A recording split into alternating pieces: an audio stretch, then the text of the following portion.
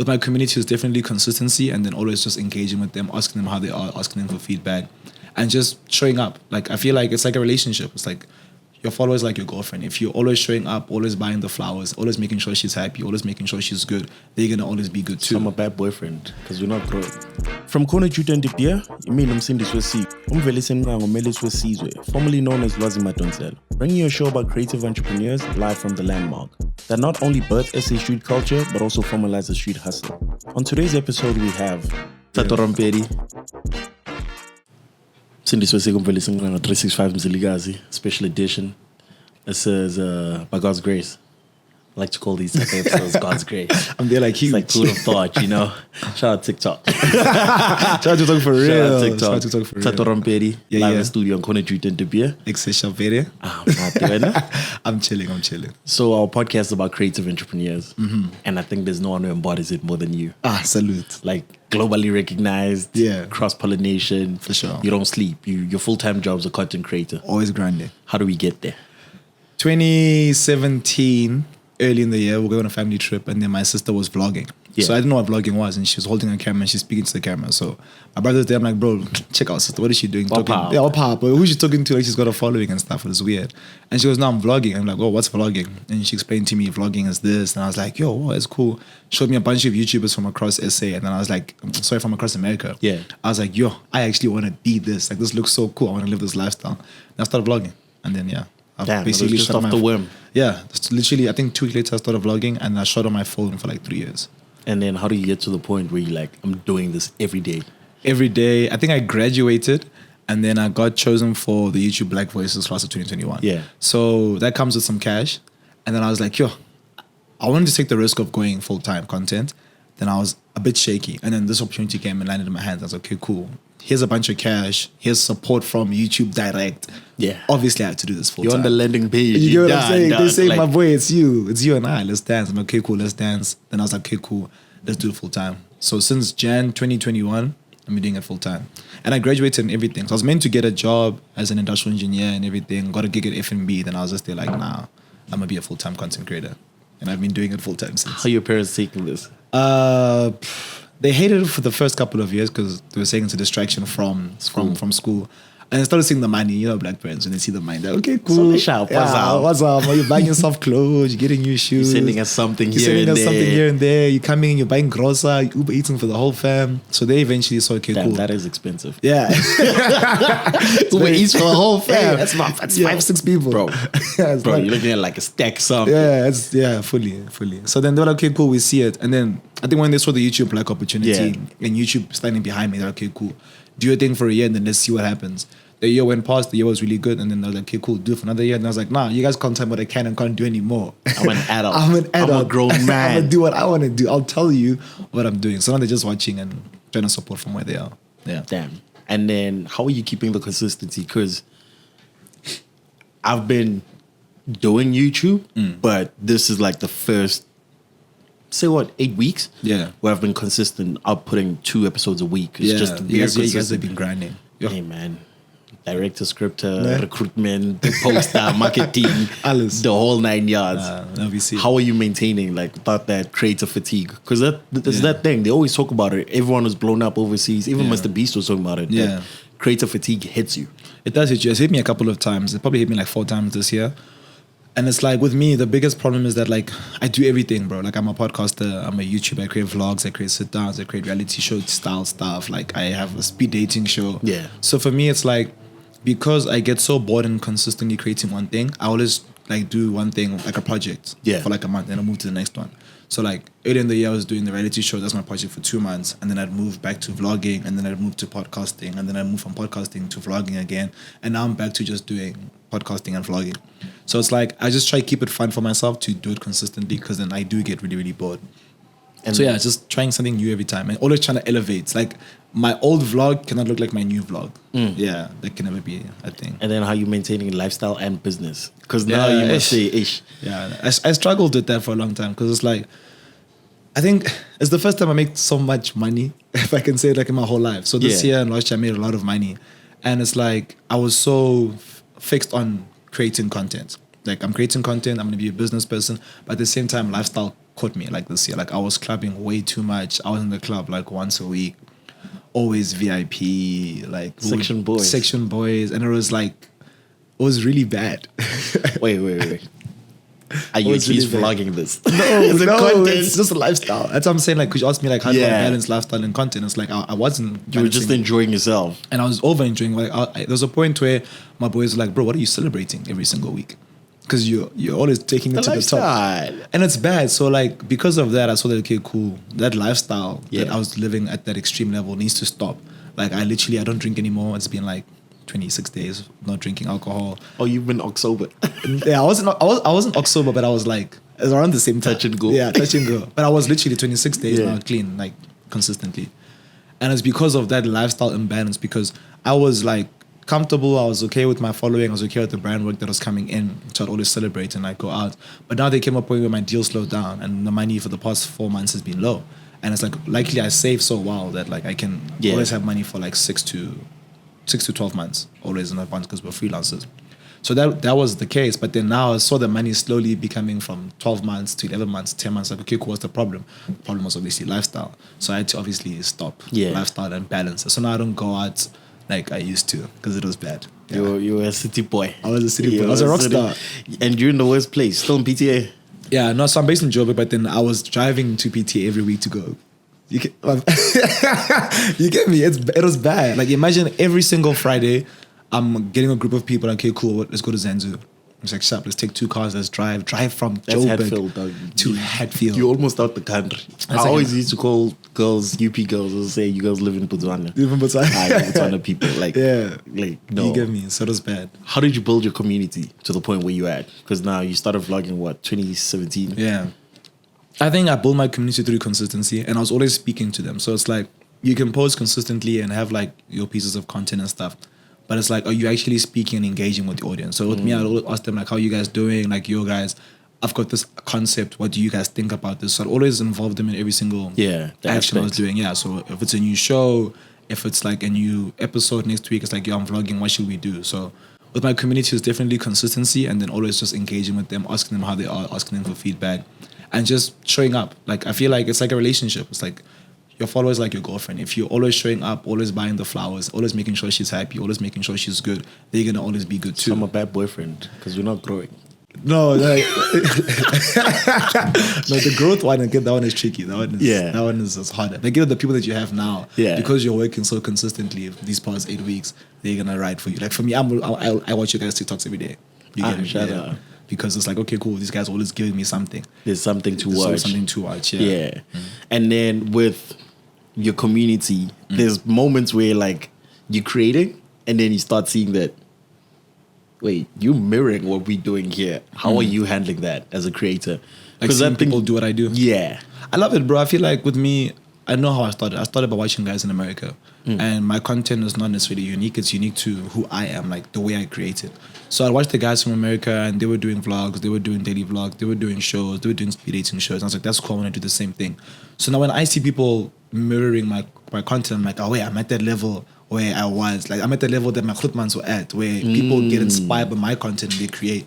So for me, it's never something I get mad at. I get really excited, okay, cool, people are doing something that I started. Like for example, I started this thing called Tweet or Drink. I don't know if you know it. It's like a segment on YouTube. People do it as collabs.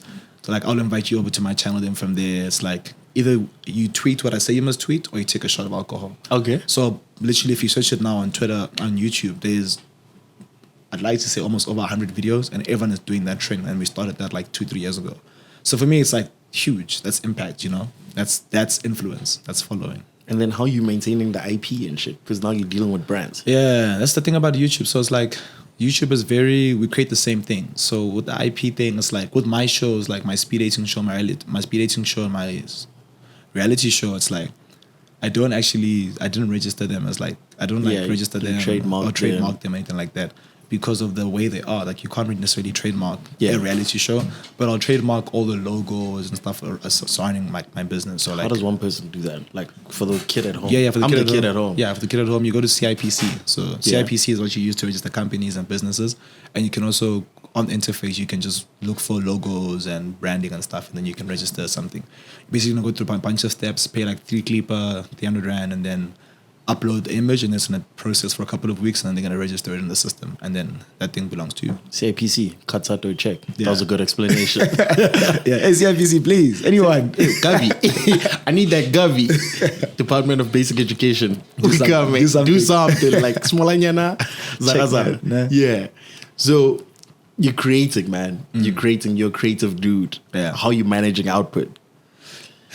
Yeah. So I think for the longest time, so I've been through so many phases. So in the first phase, like I was just posting whenever I felt like posting. Yeah, it was instant. Like, yo, I got a video, it bangs, let's shoot it, let's post it now. And then I learned that like with the following, you need to obviously give them something consistently. Yeah. And you have to brand days. So for example, every Tuesday I'd post like Moti Tuesdays. It's like a stuff thing with my ex-girlfriend. So we post like videos every single Tuesday. So people would know every single Tuesday it's Moti Tuesday and we're creating that content. Yeah. Every single Thursday it was the sit downs today. And there was like a kind of like a podcast. It was like 10 minutes, 15 minutes. We have a conversation. That would go up every Thursday, and every Sunday would be a vlog. So what I used to do is that like with my output, I try and make sure that I'm consistently dropping on those specific days. But with me now, because things are so tricky, it's like I just drop when I can.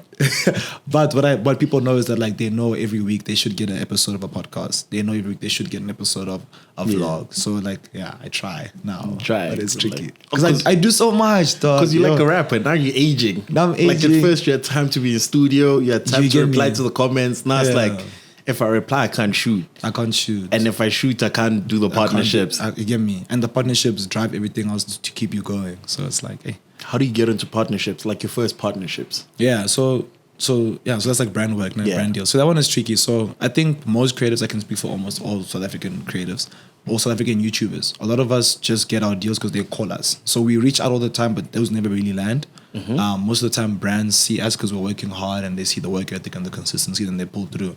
And we might align with their values. But I have pitched out to a couple of brands. Like I pitched out to Mr. D Food for my speed dating show, and they were like, okay, cool. We see the show. You've got like a pilot here that looks good, and they gave me quite some cash. They gave me enough cash for that campaign. Yeah. So I reach out through pitch documents. I say, yo, I think we could align like this. These are your values, are my values. What do you guys think? Or brands just hit me up. And most of the time, for most YouTubers or most creatives, brands hit them up. Like it's seldom that you reach out to an agency and then you actually land a deal from reaching out. Yeah. But it is possible. Because I've done it a couple of times. Yeah. And then when you're working, it's a speed dating show. Yeah. Which means you have other people involved. A lot of people involved. Yeah. Do you also have to compensate everyone? For sure. So like with my most recent season 3 of Looking for a Job, the speed dating show, obviously I pay the crew. So the director gets crew paid, standard. Producer standard. The people coming on the dates. Because of budget, what we did was like we gave everyone like maybe like 1.5 for all the days. Like, yo, here's 1.5. We hope it helps you cover your transport, and we hope it helps you cover like food, and then you just keep the rest as a thank you from us. So we did that with the ladies, and then obviously the cast. They're the cast. They get a proper check because they're the main cast. They go on every single episode. Yeah. So yeah, everyone's paid. Damn. When there's with my company, if there's a brand involved, everybody's eating. Everybody eats. Everybody's eating. There's no one that's going to be there for free. Nah, that's crazy. Because like a lot of times you'll find that because I'm eating, I want to eat the most. Yeah, no. That's how most companies and deals happen. Someone will get agency work. The agent will say, yo, recruit your homies. Yeah. And then you're like, yo, give the homie assist. And then on the back end, when you're seeing some proposals, you're like, oh, the models were allocated a budget. And then they shit didn't get anything. Which is crazy. For me, I don't like that because I believe in long-lasting relationships. So like with my team now, I've been working with them for all my shows in the past because they know I give them 50% deposit before we start, and they get the other 50% as soon as they leave the last shoot day. Yeah. And for me, that's so important because now when I call them for favors or when I need help, they know that usually when there's money, he's good for it. If there's no money, he will be good for it, or he'll do what he can. So when you do that, you don't build long-lasting relationships. And now you want to have a connect for what you need, and yeah, it's going to slow you down. You're creating consistently. Yeah. What's the experience like? Like, we see the hard work, but what's the experience like for you? Like, when you reflect, when you get, you know, when you're in traffic and you start, because now you live in Joburg, you don't see that's traffic now. It's like, when you're sitting on the M1, you're like, what's the reflection like? Not doing enough. Like, so I'm telling you about like how I feel. Yeah. I feel like I'm never doing enough. I feel like I'm slacking. I feel like I could be doing a whole lot more. And I feel like there's no balance. Because like I feel like I create so much because like it's the podcast, it's the reality show, all the things I mentioned, and it's like I'm not doing any of those things consistently. They just all come in seasons. So that hasn't really been fulfilling me because I'm like, yo, what are you doing consistently? What are you known for? Brands are looking at you and say, okay, cool, he's a cool creative, he's an entrepreneur, he's doing great, but he's all over the place. Like, where do we place him? So that's been my biggest like stress with creating now. It's like, what am I doing? I have all these ideas, I'm doing too much, which is why now I'm kind of dumbing down my YouTube channel.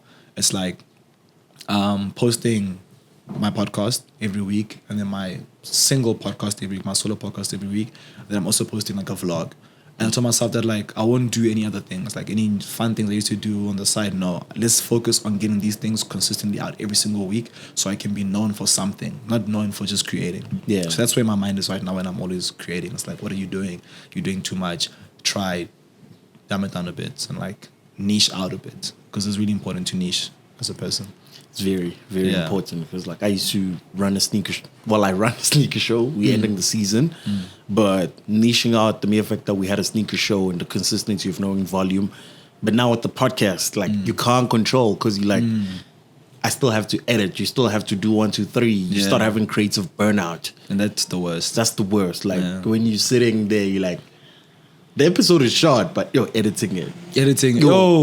Promoting it. Promoting it is the hardest. Getting the proper thumbnail, the description, the tags. The description, making sure you still push it. Yeah. Because those are the things that no one looks at. Everyone looks at it, oh, he dropped. And then because of the magnitude you've gone into, the scale, especially for an independent and at your age, because most people are eating off YouTube 28 and above. Yeah. You know, it's people who, they went from mainstream, now they're trying to make it back to the people. Yeah. How are you planning to graduate from that? What's the next step? What's the next step? Bro, because you've done the reality. Yeah. You've done the podcast. But guys, coming some like, why must there be a next step? Why can't I just keep going?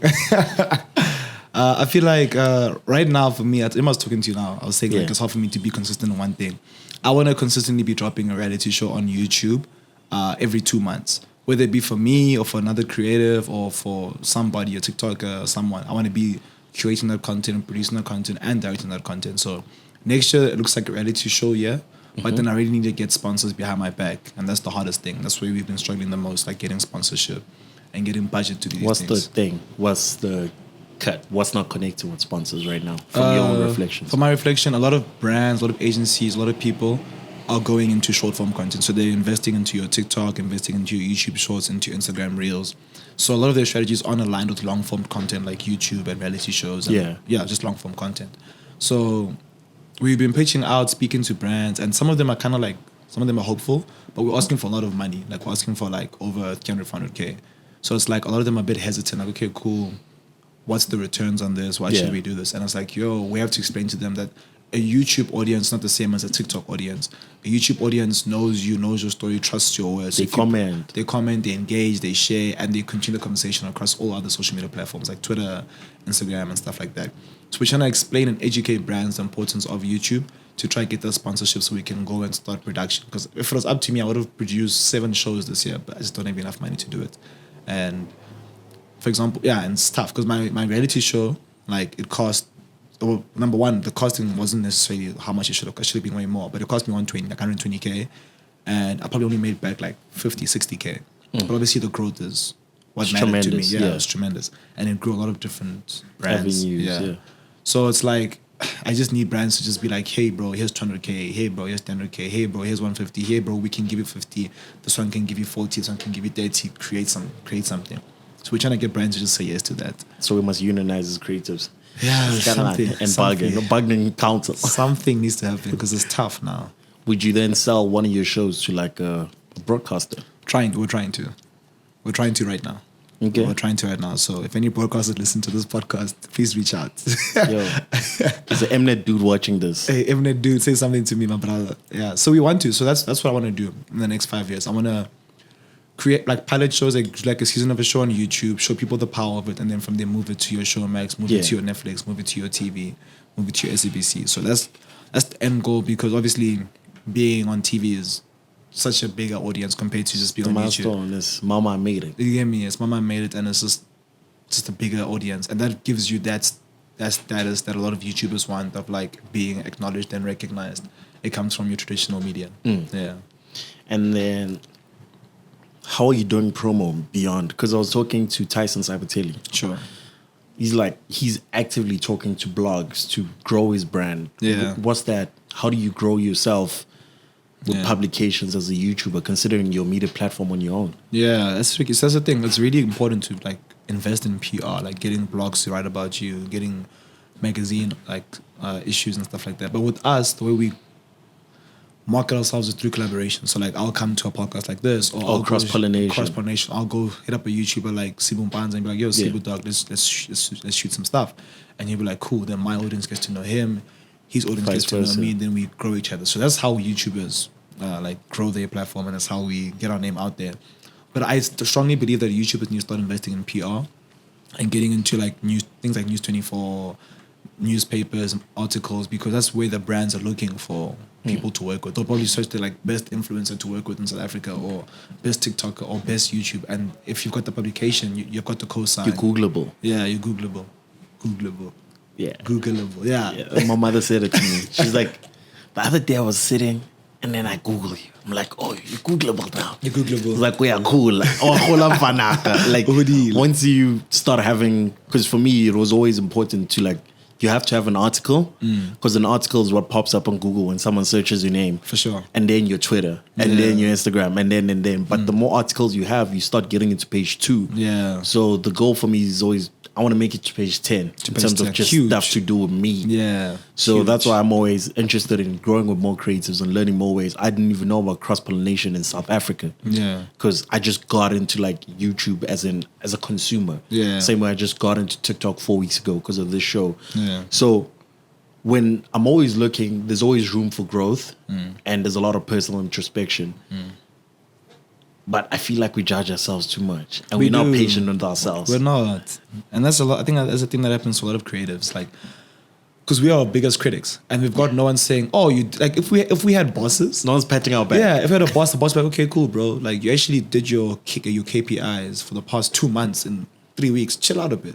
But for us, it's like, yo, we've done our 3 weeks. What more can we do now? Like, we're hungrier for more, and it's like that's not how it should be. Like, because, bro, you're literally doing so much. Take a break sometimes, relax, or like balance your workflow. Because like, for example, even you're doing a lot, dog. Like, you're posting gang on your across your platforms, and you're posting a lot, podcast twice a week, other shows, TikTok, and it's like, for you, there's no one saying, "Oh wait, dog, you're doing like the minimum. You're doing." It's like that was the plan. I was trying to do 3 times a week.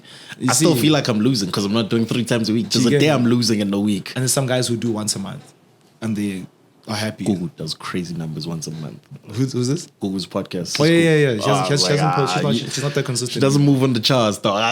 You think of the charts like that? And she's huge. Adele. She's Adele. Yeah. She's Adele. She just comes through. I'm done now. I'm just trying to drop every week.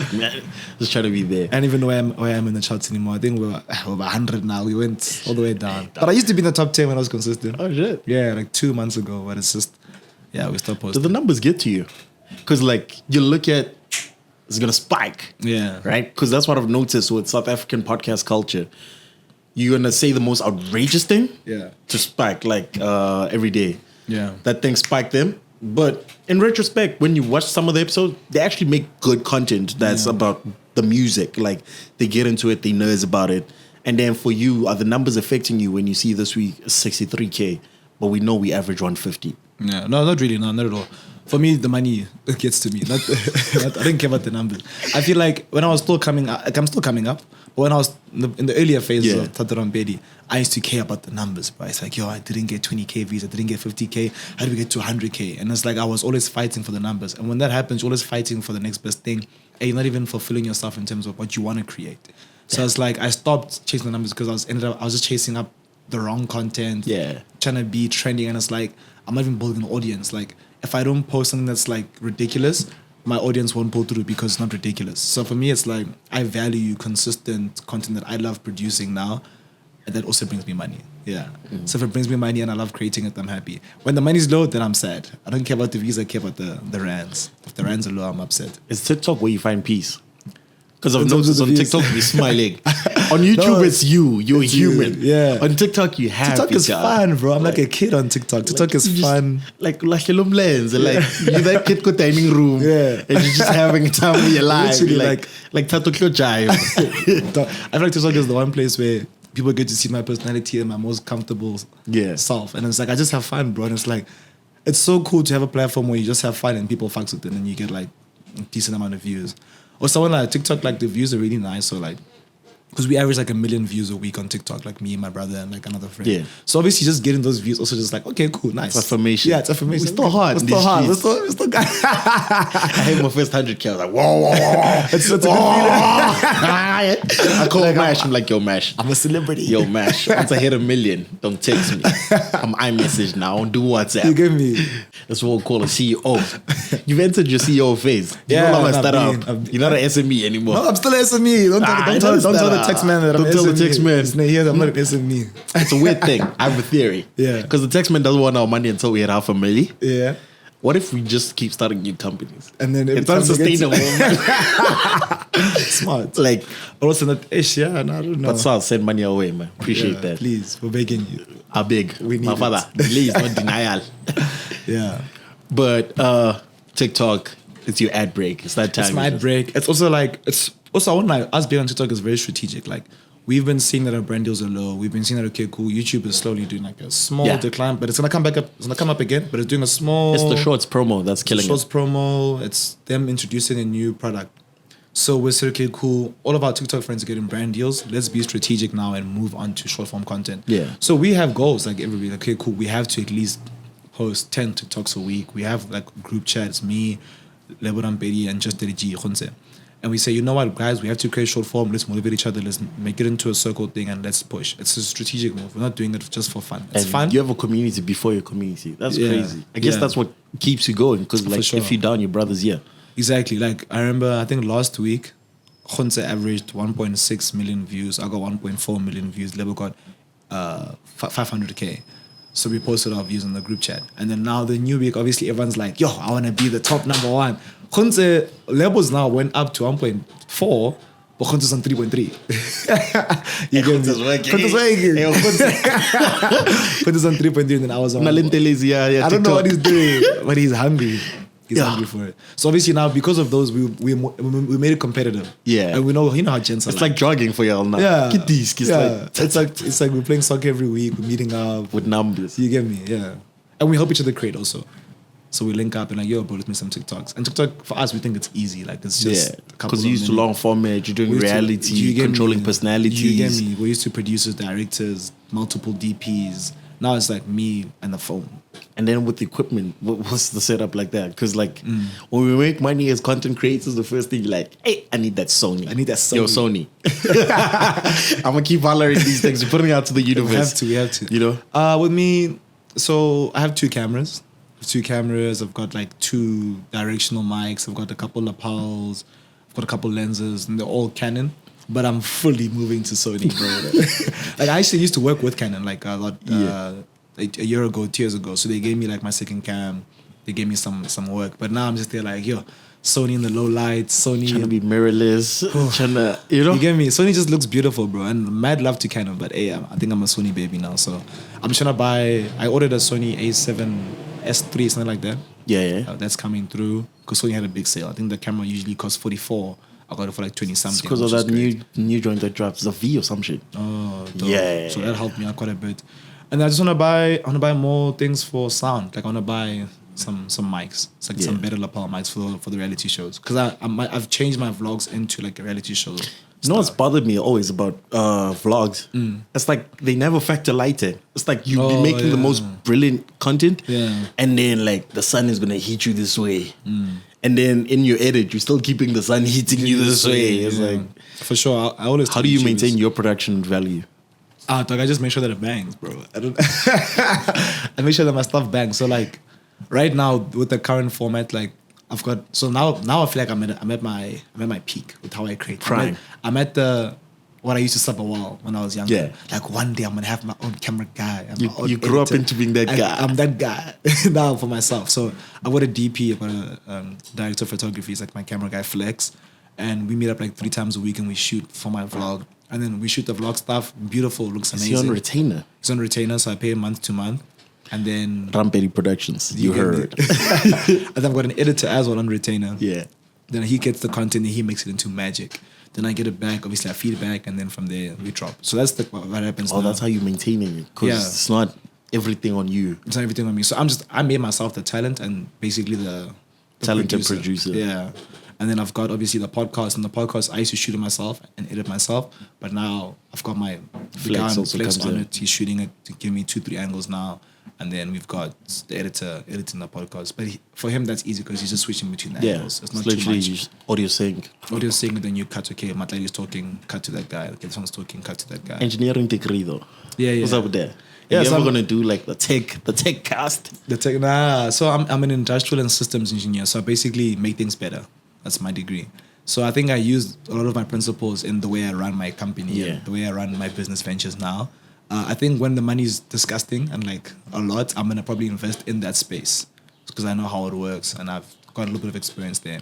So yeah, I don't think I'll ever work 9 to 5 in my degree full time. If I completely fail as a digital entrepreneur, for sure. But I never see myself going into the space and being a full time engineer. No. I asked Fry this thing. I was like, what's that thing that I know what it is for me, but what's that thing for you where like the odds are against you? The day you start vlogging, the odds are against you. For sure. First day is going to be the best. Your first post is always the best post because everyone's like, oh my God, he did it. He did it. Yeah. And then the third post is like, holy shit, no one's really fucking with my shit like that. How was that hail to get over and just stay consistent? Yeah, so I fully went through that, and what I would do is that like I wanted to collab with the big guys. But I was like, who am I to be calling up the Grootmans now and saying, yo, let's collab? So what I did was that I called up my friends. So like, for example, I'll call you and be like, yo, bro, I think we should shoot like a sit down or like a conversation. And then you'd pull through, you excited as shit to be on my podcast or be on my show or be on my... Because you're like, oh shit, we seeing niggas doing it. Oh, you're doing it too. You're doing it too. And then now you come, then you post on WhatsApp, you post on your Instagram story. I gained 20 views from you. Then I kept doing that. So another week would come and get another friend. Eventually that friend goes from having 1,000 followers to this IG baddie with 10K, then this person with 20K, then this person with 30K, then eventually the collabs are huge, and then we keep going, and then we're pulling in more people, and then because we're consistent, we're keeping the people on retainer. Shout out to the IG baddies. Shout out to the IG baddies. There used to be a thing like 3 years ago, 3-4 years ago, like they had the most following. Yeah. And girls on Instagram, so I always pull a couple of them like once a week and be like, yo, let's shoot a conversation. They'd repost. Does the life not get to you? Do you not walk around with your followers? I've seen people with 26K followers and they walk around with their followers like on their back. Not even, and bro. You met the brand manager and the brand manager said, yo, we got 4K and 2 pairs of shoes. But they're walking around like, I'm signed to Clover. Not even, bro. I think one thing that I really like about me, my brother, a lot of the guys in the space like that I work with closely, it's like we shoot our content, we post it, and then we forget that we are known, if that makes sense. So like when we are out, we don't behave like we're known. In fact, we forget that we're known by certain people. So it's like, it doesn't get to us whenever like, yo, we expect this treatment because we work so hard. Nah, it doesn't happen. We just choose softer ways of living because of the lifestyle, but then we don't the budget commands it. The budget it allows for it in this season. We don't know about next season though. Might be better. Hoping for the best. We might have to dumb it down a bit. But now we never move like we're known. Ever. I've seen guys that do that and it's so distasteful. It's so boring. I was like, bro, I don't care about your followers. Who are you? Like, let's have a good conversation. Like, tell me about what your values and what you believe in first. And let me see if I fucks with you. Don't tell me about your 30,000 followers. No one cares. Thato Rampedi, keep it halal, no haram. Thank you for coming, man. I appreciate this. This was clean, beautiful, lots of loves. I appreciate it. Thanks for having me. Shout out TikTok. Shout out TikTok. Come a nigga back. Are there black creators for TikTok? There is. Nah, you're a numbers creative. You stop being black. Numbers. Numbers. Shout out, man. Appreciate this.